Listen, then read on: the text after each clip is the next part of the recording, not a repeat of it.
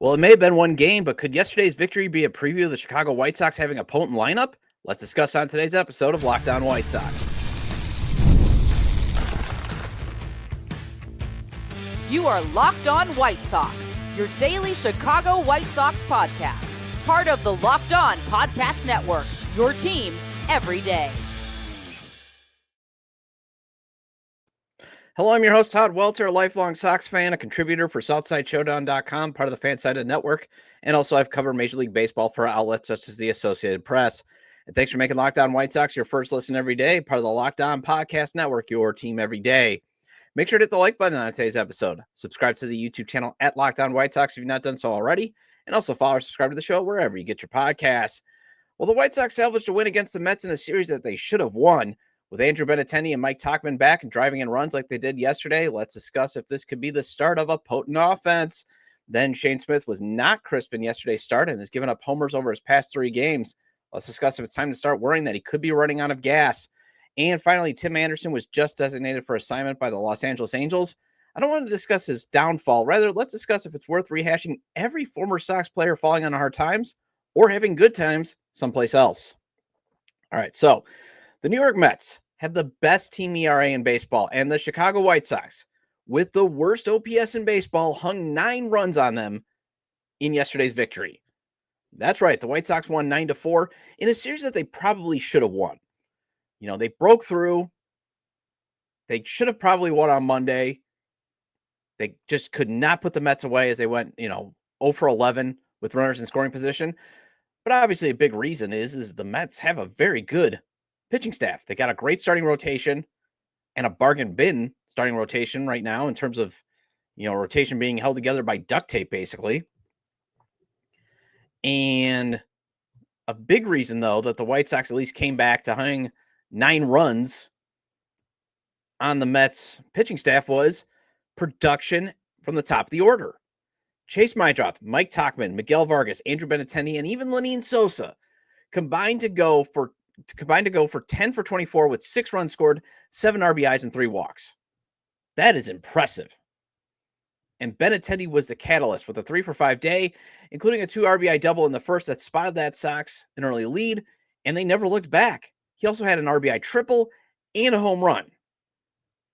And he seemed to have gotten his timing back. And with Tauchman playing well since coming off the injured list and seeing what these 5 can do, it got me thinking for a second. The Sox could have the makings of a potent lineup. I mean, that's basically what I was thinking when I was watching the game yesterday. Is it an overreaction? Probably. But hear me out on my hypothesis. Okay, this is a hypothesis. All right?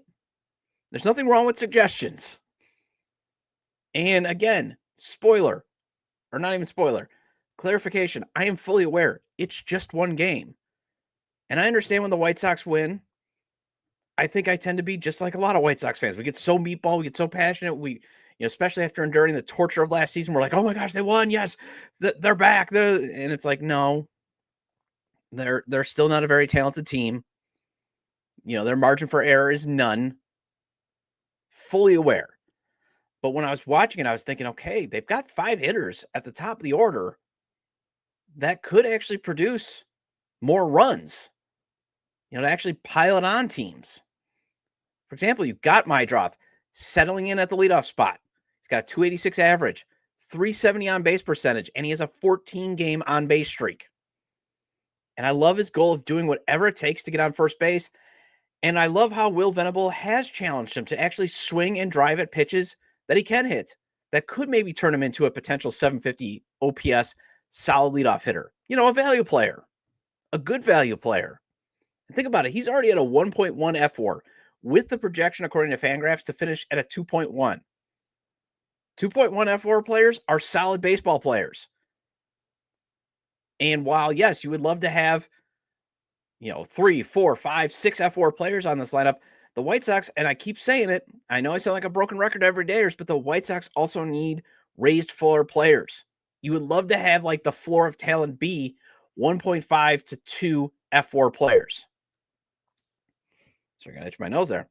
Then you add in a professional hitter like Mike Tauchman, who is 6 for 21 along with 6 walks since returning from the IL. And you got 2 guys at the top of the order who can set the table for Miguel Vargas, who is on a heater and then some. I mean, MLB Network, I know it's on X, formerly Twitter, the clip. They're saying this might be one of the greatest in-season adjustments ever made in baseball.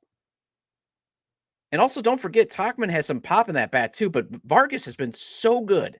And he was so good in that Mets series that New York just stopped pitching to him. They just stopped. They're like, here's 4 pitches. Take your base.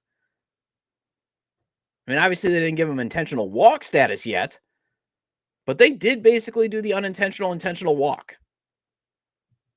Gave him basically nothing to hit.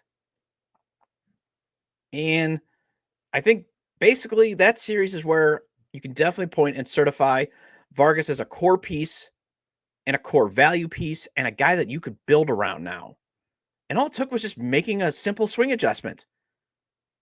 And now the next adjustment he obviously has to make is he's got to crush mistakes until teams realize maybe Andrew Benintendi has regained his timing and can return to that hot start that he had at the beginning of the season before all the injuries kind of threw everything out of whack. And he made the Mets pay yesterday. And that is the missing piece. Andrew Benintendi is, I think, the missing link for a potentially potent offense. If he can get back to being that 290 hitter with an 817 OPS on April 6th, before again he started getting hurt, then team's got a problem. Then you got 4 guys that are going to put stress on opposing pitchers and the defense. And even add in Lenyn Sosa, who's still making contact despite basically swinging at everything. That guy is a free swinger at the plate. At the plate. Okay? Don't go getting any ideas. But suddenly you might have an offense that's capable of producing more than 3 runs a game and get out of the bottom of most statistical categories. You obviously got to stay healthy. You obviously, again, Andrew Benintendi, I do think is the missing link because Mike Tauchman is a professional hitter. When you look at Mike Tauchman, that's who you think of. That's a guy who is a professional hitter. He's going to take his walks. He's going to do whatever he takes to, when he gets the ball, to try to do damage when he gets a pitch to hit. And he did that by hitting an RBI double. He's got a little bit of pop. And I think everybody thought there's no reason to believe that he should have at least a 750, 800 OPS with the White Sox. And imagine if Edgar Carroll could snap out of this funk and start driving the ball too. Then you got 6 guys. Okay, that's why it's my hypothesis. Now, I would also say, imagine if Luis Robert Jr. can get out of this funk, but once again, he had knee soreness that prevented him from playing the last 2 games. And in the 1 pinch hit he had on Tuesday, it was basically the really worst version of himself. The really worst version of LRJ showed up, swinging at a ball way outside the zone, swinging at a ball inside the zone and whiffing, and then just whiffing at a ball that dipped down in the zone. Those are his 3 Achilles pitches. And he's just lost. And honestly, I'm almost ready to call it that Luis Robert Jr. is a lost cause. And the best that the White Sox are going to do is kind of in the trade is get what they got for Eloy Jimenez. But as long as Meidroth, Tauchman, Vargas, Benintendi, and even Sosa can produce, maybe the Sox finally have the secret sauce. And even if it's only for 2 months, since the goal is to trade Tauchman, you want to try to trade Tauchman to get something valuable. And it sounded like Sosa could possibly be a trade piece now. I forgot where I read it, but maybe the Yankees might be interested because they need infield help. But even then, you still got to like how the offense can produce with Meidroth, Vargas, and I'm going to still put Benintendi as a core piece because I just don't know if they're going to be able to move that contract unless they're willing to eat a significant portion of it. Although, hey, if he's producing 290 and an 817 OPS, maybe a contender's going to be willing to take him on. Looking at you, Boston. He does like to hit at Fenway. But it comes down to Benintendi. Can he get his timing back? Because if this was a 1-game aberration and he reverts to his struggling ways, well, then you'll just have 3 guys at the top of the lineup getting on base, but not being able to do a ton of damage unless Vargas can drive mistakes, because that's the next adjustment, as I said, he has to make. You need Benintendi to heat up so teams just don't walk Vargas, and you also need Vargas to accept his walks. That's the other adjustment that he has to make too. Accept your walks, look to crush mistakes. Don't press, because you're not going to get much to hit right now. So just take your walks. And yes, if you get something that you know is a mistake, crush it.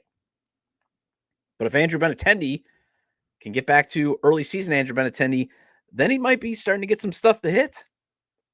But at least for a day, it was nice to dream, and it'll be interesting to see if this was a mirage or something that could turn into something. The only player who was not very effective has been a guy who's actually been pretty good all year. Shane Smith had a rough outing, and you got to wonder if he's running out of gas. And let's discuss after the break on Locked On White Sox.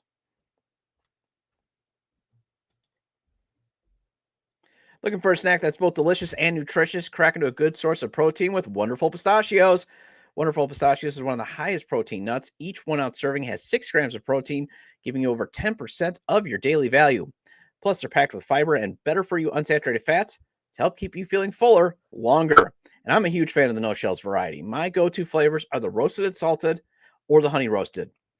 Now, I love the roasted and salted because it has that excellent blend of roasted flavor and just enough salt that you don't need to chug a gallon of water after consuming a handful of them. And trust me, it's really hard to resist not eating just a bunch of handfuls of them. But guess what? They're at least good for you.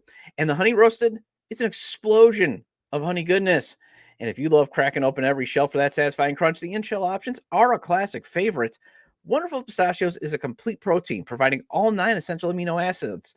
Get snacking and get cracking with a snack that packs a protein punch. Visit wonderfulpistachios.com. Again, that's wonderfulpistachios.com to learn more. Welcome back to Locked On White Sox. I'm your host, Todd Welter. Again, make sure to hit the like button on today's episode and subscribe to the YouTube channel at Locked On White Sox if you've not done so already. And if you can't catch the show on YouTube, Locked On White Sox is available on all major podcast platforms. So make sure to follow or subscribe on places such as Apple or Spotify. Either way, get your 30-minute fix of Chicago White Sox baseball venting with me. All right, so the one reason I'm not going to get too worried about Shane Smith's outing yesterday is Mets starter Griffin Canning. He also struggled, and the weather wasn't great. You could tell it was very hard to get a good grip on the baseball. And the other reason why I'm not going to get too worried is you and I get a development data point. Can Shane Smith bounce back from this little bump in the road? Because this was by far the worst start of his young MLB career. And the reason why I want to discuss this, though, is you got to wonder, when does this team consider putting him on the Garrett Crochet plan? You know, for example, and the reason why I ask that is because, again, and I'll get to it, it's just he's getting close to his career innings. And he just did not have his command as he walked 5, allowed a 3-run home run, his 3rd straight game, giving up a homer. And he was only able to get through 3 2/3 innings. So one of his shortest outings. And he just did not have any of his pitches where normally, if he has trouble commanding his fastball, his changeup is still filthy enough to get outs. Or it's vice versa. It's usually the changeup, though, that he can really command. But, if the curveball isn't working very well, or the sinker, he can still go to that fastball and that changeup where it's like, okay, he's going to get the ground ball outs he needs. He's going to get the strikes that he needs. Because one of the things that you've got to like about Shane Smith, if you look at his Vance stats, he does pound the strike zone. But none of it was there yesterday. Still had some moments, though, of his curveball just being absolutely nasty, but just he wasn't fooling many hitters with that changeup, and it was kind of getting out of the zone. And Dan Plesac, who was filling in for Steve Stone on yesterday's television broadcast, was pointing that out. So now maybe baseball has come for him, and he's going to have to adjust. Rage against the dying of the light there, Shane Smith. But to be fair, it is hard to command a wet baseball, as there was a steady little drizzle. Canning was having the same problems, although one of Smith's best outings came this season in rain against Minnesota. But that makes me think again, is Shane running out of gas? Because the most innings he's ever thrown in the minors during a season is 94 1/3 innings. That's the most. And the most he's ever thrown in his professional career in the minors, 157. And in college, just 10 1/3. And think about this. Smith has already thrown 57 innings this season. So having a blip is to be expected too. I mean, it's going to happen. Garrett Crochet last year had that 3-start stretch in early April where he was getting roughed up. And Crochet gave up 17 earned runs in his starts 4 through 6. Didn't get past the 4th inning. And at least Smith has not come close to that. And while he's given up 12 runs over the past 3 games, he was failed by his defense in that Cubs game, as he was only charged with 1 earned run of the 6 he allowed. The advanced numbers are still great. So that's why I'm like, I don't think we need to be concerned or alarmed, especially since we're not seeing much of a dip in his velocity either. But you just have to wonder, when does he get really, really exhausted? When does the organization realize he could potentially match all the innings he's thrown in his entire life this season? Well, what they track. College, basically what Baseball Reference can track. And while limiting Crochet to 4 innings in July through the rest of the season last year did have an impact on the Sox chances of winning this year, you got options at least to pair Smith up with if you do give him that same plan where, hey, we're only going to have him go 4 the rest of the way. Whereas last year, you just didn't have that option, or they just didn't even entertain it. Mike Vassal's been very effective in long relief. And Brandon Eisert, I think, is better suited to pitching in the 4th through 7th inning, which he did very well yesterday. And think about it. Both of them covered the rest of the game very, very well for Shane Smith. And you still got Bryce Wilson, too, to pair up with Smith if you put him on an innings limit. Although I am interested to see how Smith pitches in June, in that he tentatively will have 6 starts. If you go through the calendar, if I counted it up right. But again, let's say he pitches 30 to 36 innings. Let's say if he can, turn in 5 to 6 inning starts. That would be basically matching a career high. So you got to wonder, how much does he have in the tank? And hopefully, can he keep his mechanics proper and not tire out? And that is the bar now he has to clear. That's why I'm looking at this more as an opportunity.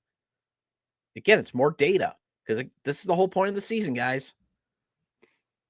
Finding finding core pieces that you can move forward with. And so far, Shane Smith has been clearing that bar. Now he's got a blip. Now he's got some adversity. And then obviously keeping the runs to a minimum like he has been doing would be nice. So he can keep providing that data that he could be a top of the rotation pitcher. So am I concerned? No, I'm not. That, he's going to fall apart. Is it fair to wonder, though, how much can he keep going? Sure. And again, I'm just baffled that the organization has not even approached thinking, well, maybe we got to put him on an innings limit. Because that's all you heard about. Basically by June was, well, we're going to have to limit what Garrett Crochet could do. Now, on the flip side, it seemed they had pretty much every intention of trading him either at the deadline or the offseason. So they were just basically, I think, trying to do asset protection. In the case of Smith, you're still trying to make sure, is he an asset? Which I think he is. Because the stuff just, he gives off those Garrett Crochet vibes. Just a right-handed pitcher. But at the same time, what you're trying to figure out is he an asset long-term, guy that you're going to build around, put together a rotation? That's stuff where we're still getting data on. And I think June is a great way to get some data. And finding out, can he continue to be that ace pitcher? Can he be that all-star pitcher? Even though Miguel Vargas might make a run as the White Sox all-star representative. But what you're just looking for is this is a new bar. That's why I'm not concerned. I'm more looking at is this is the next hurdle for him to clear. And it should be an opportunity. But if he does start to tire out, if he has a couple more starts like this, put him on an innings limit. And maybe you should start talking about it like you did with Garrett Crochet last season. Well, the Angels have found out that Tim Anderson is never going to return to being a superstar player. They DFA'd him, but rather than discussing how sad his downfall has become, let's discuss if us Sox fans need to break the cycle of always rehashing what former players are doing. And let's discuss that next on Locked On White Sox.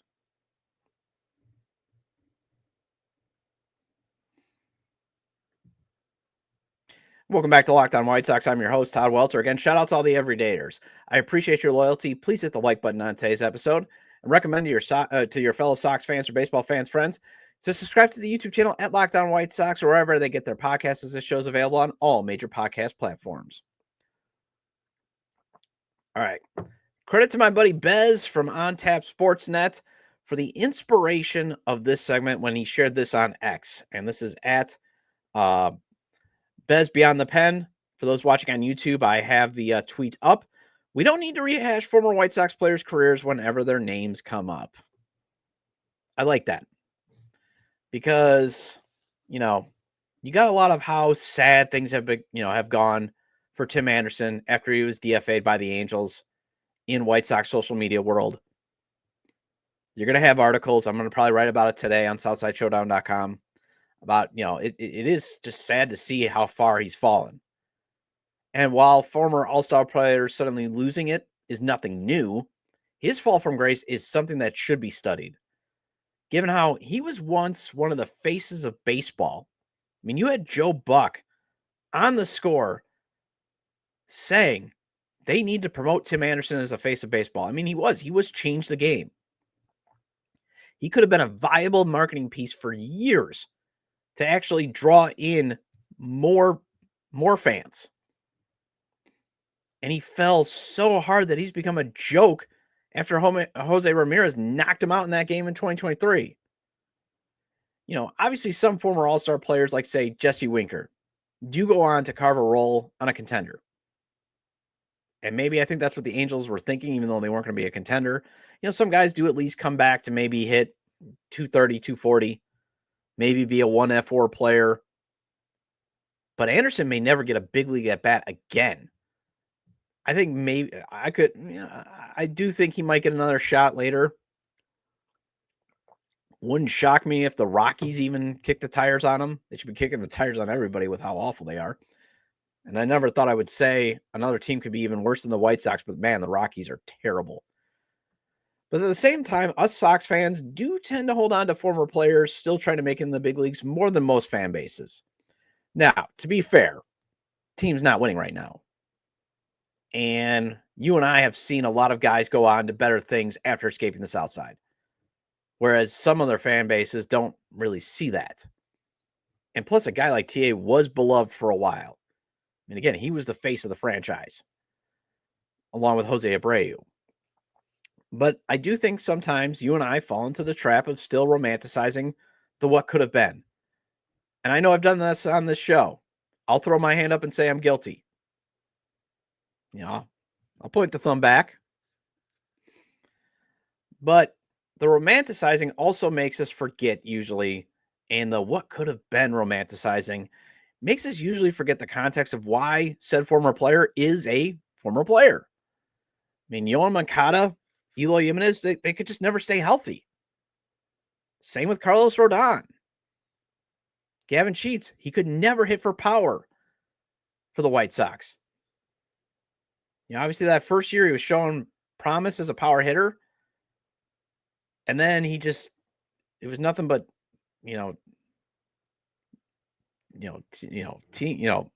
teen numbers, basically. Those were his home run numbers. They're always in the teens. I think the most was 15. Looked like Tarzan hit like Jane, basically, was what he was doing.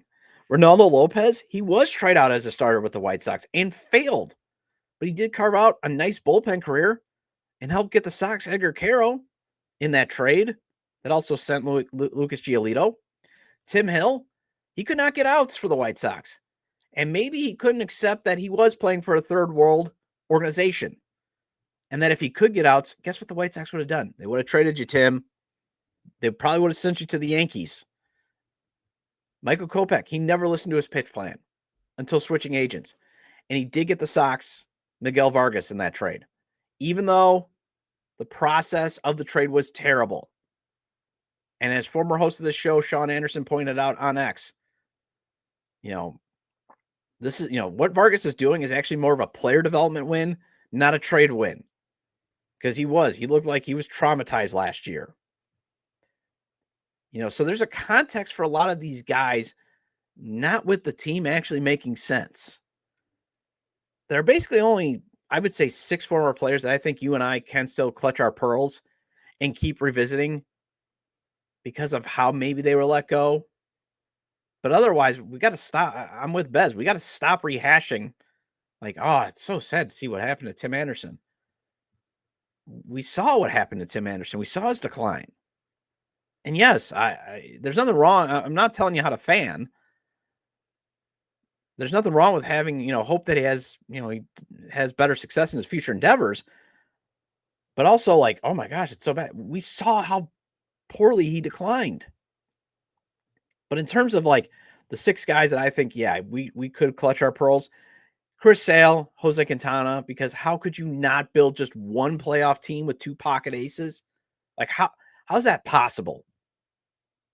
You know, I'm not saying that's like to the level of having Mike Trout and Shohei Ohtani levels, but still, you had 2 excellent pitchers, and you couldn't put a decent enough offense and defense around them to make one playoff appearance. One.